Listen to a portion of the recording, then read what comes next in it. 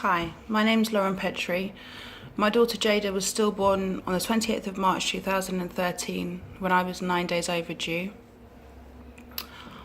I remember feeling when I got the news that they couldn't find a heartbeat that I felt just full of confusion and really scared. I'd had a completely low risk pregnancy, and so there was no reason for anything to go wrong at the last minute.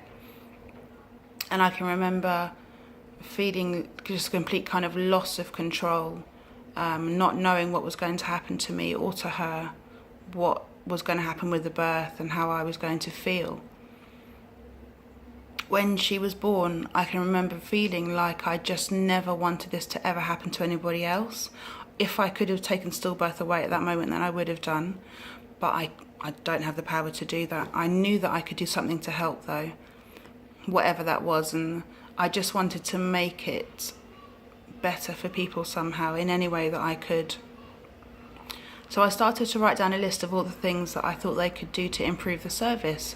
And some of those things were clinical, and the care that I received was really good, but there's always room for improvement and things that when somebody points it out to you, you think, okay, yeah, we could change that. So some of the things were quite small and some of them were bigger things.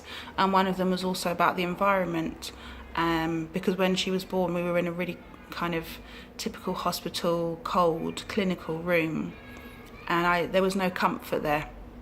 And that's what I needed. I needed comfort. I didn't know who was going to get the feedback or what was going to be done with it, but I just started writing. I think there is a taboo around stillbirth and generally child or baby loss, that people assume that parents don't want to talk about it because it's too traumatic to relive it. But actually, I wanted to do nothing more than talk about it. And I was so pleased when Jane said to me, is there anything that you'd like to talk about that happened, or anything you would change about what happened? Because that was the kind of opening to me being able to give my feedback. And I was really grateful that she didn't shy away from it and that she embraced it, because she wanted to improve the service and she wanted to know what she could do to help me get through this.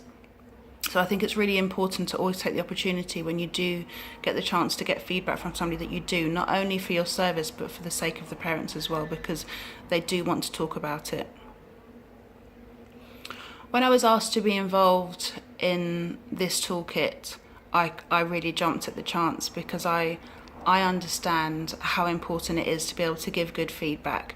And also I've seen the changes that have been made because of the feedback that I've given and the impact that that's had on parents in the future. So because of my feedback, we now have a bereavement suite at the trust where Jada was born. It's called Jada's Room. We also have a dedicated counselling service, which wasn't in place at the time when I had her.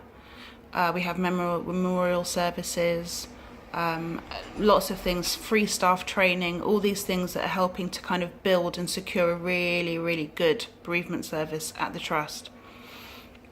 Had I not given that detailed feedback, that may not be there. The impact for parents, I think, is really important, because it's like therapy, being able to talk about what's happened to you.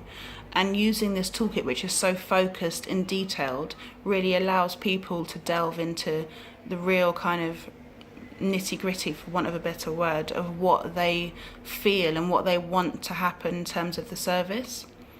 The impact for service providers is that you are given an insight exactly as to where your service is running really well or where it could be making improvements. So in terms of standardization, it's helpful, because it means that hopefully this toolkit will bring up themes where people are saying, yes, we need a counselling service where there isn't one in place, or yes, we really need a room that's nicer than just a cold clinical hospital room. So for people as service providers, I think it's a really kind of priceless toolkit to be able to have, because it's pinpointing exactly what you need to know to improve, and also giving you the evidence to do that.